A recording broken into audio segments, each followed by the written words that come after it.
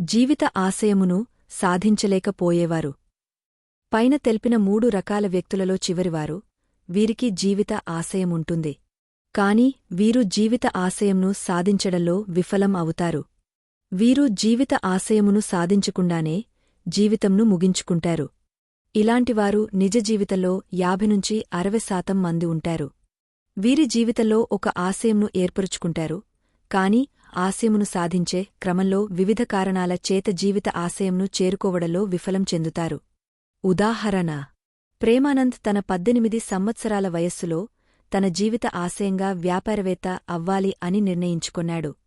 అందుకు అవసరమైన జ్ఞానం, నైపుణ్యం కోసం ఎంబీఏను చదవాలి అని లక్ష్యంగా పెట్టుకొన్నాడు.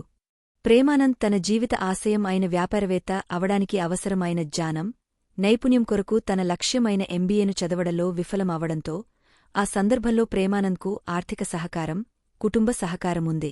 కాని తన జీవిత ఆశయంకు అవసరమైన జ్ఞానం, నైపుణ్యంను పొందుటలో వివిధ కారణాలు, ఆటంకాల చేత పూర్తిగా విఫలం చెందాడు.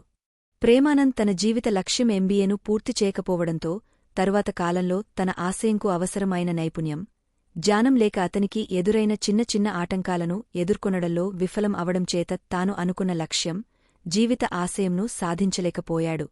మీ జీవితంలోని జీవిత ఆశయం, లక్ష్యంను సాధించుకునే మార్గంలో మీకు ఆర్థిక సహకారం, కుటుంబ సహకారంతో పాటు నైపుణ్యం, జ్ఞానం ఆర్జించడంలో విఫలమైతే ఆ మార్గంలో ఎదురయ్యే అవరోధాలను అధిగమించలేక జీవిత లక్ష్యం, ఆశయంను సాధించలేక విఫలం అవుతారు. ఒక వ్యక్తి తన జీవిత ఆశయం, లక్ష్యాలను పైన తెలిపిన 3 సందర్భాలలో సాధించడం కోసం ప్రేమానంద్ను ఉదాహరణగా సూచించడం జరిగింది.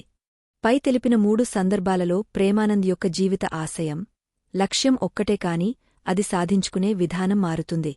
ఒక సందర్భంలో ప్రేమానంద్ అనుకున్న సమయంలోనే విజయం సాధిస్తే, మరొక సందర్భంలో ఆలస్యంగా విజయం సాధించాడు.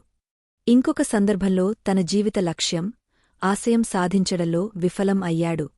అంటే ఒక వ్యక్తి జీవితంలో తనకు ఉన్న జీవిత లక్ష్యాలను, ఆశయాలను సాధించాలి అంటే అందుకు అవసరమైన ఆర్థిక సహకారం, కుటుంబ సహకారం, జ్ఞానం, నైపుణ్యంతో పాటు జీవిత ఆశయం, లక్ష్యాలను చేరుకొనేంత సమయమును కలిగి ఉండాలి.